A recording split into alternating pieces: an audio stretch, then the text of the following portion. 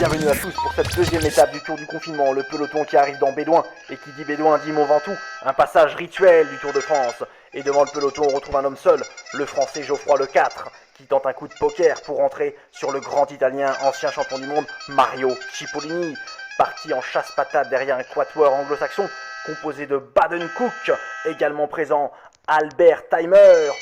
autre coureur, le coureur d'Ineos, Luc Rowe, dans la roue de Ben King. Ben King actuellement tête dans le guidon, mais il semble qu'il a les bonnes pattes puisqu'il va rentrer seul sur le Hollandais, ancien vainqueur du contre-la-montre du championnat du monde, Tom Dumoulin, qui a tenté d'attaquer mais c'était bien trop téléphoné pour surprendre l'expérimenté italien Marco Velo, qui semble avoir le bon coup de pédale aujourd'hui, car il va littéralement croquer l'Espagnol Juan Antonio Flecha, qui semble cruellement manquer d'essence aujourd'hui, à l'inverse du français Nicolas Hédé, qui nous montre avec plaisir qu'il a du jus, et il va rentrer sur un trio musical composé de Maxime Renaud. Et dans son HLM, on retrouve également l'ancien coureur de la Lamprey, l'italien Matteo Bono. Avec lui, l'ancien coureur d'AG2R, Renaud Dion.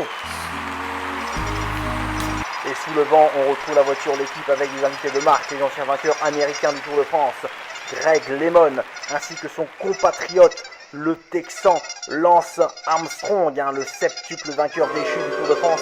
certes chargé jusqu'à l'os, mais tout de même invité sur ce tour du confinement. N'en soyez pas vénères, ce n'est pas le moment d'en faire toute une salade. Je vous rappelle que cette étape vous sera commentée par Christophe Riblon et par l'inévitable Miss Univers Marion Rousse, dont on a appris aujourd'hui qu'elle était en couple avec Julien Alaphilippe, le petit coquin. Allez, l'hélicoptère qui nous ramène à la course, et au Belge Thomas de Ghent, qui comme à son habitude a attaqué au kilomètre 0, et il a littéralement cassé les jambes du surfeur australien Rohan Dennis, accompagné du longiligne français Brice Feudu, qui semble à l'instant avoir crevé, alors que l'ardoisier nous indique un écart d'1 minute 30 avec la tête de course. L'addition risquait d'être salée, alors qu'on attaque les plus forts pourcentages, avec la présence du Polonais ancien champion du monde, Michał Kwiatkowski, qui fait l'effort pour revenir sur un duo de coureurs italiens qui traînent des casseroles en matière de dopage. On a là Ricardo Rico, qui passe devant le chalet Reynard, accompagné de Leonardo Ciepoli, qui ont tenté d'attaquer, mais ça a finalement été un coup d'épée dans l'eau. Ils n'ont pas réussi à s'accrocher à l'ancien vainqueur de Tour de France,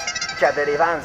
lui-même distancé par le recordman de la montée, le basque Iban Mayo, lui aussi lâché par le futur vainqueur, le coureur d'AG2R la mondiale, le français Romain Bardet qui s'impose au sommet et qui va en profiter pour endosser le maillot jaune de leader de ce Tour de France, enfin du confinement, ne nous emballons pas. Ici le sommet du Mont Ventoux, à vous Paris, pardon.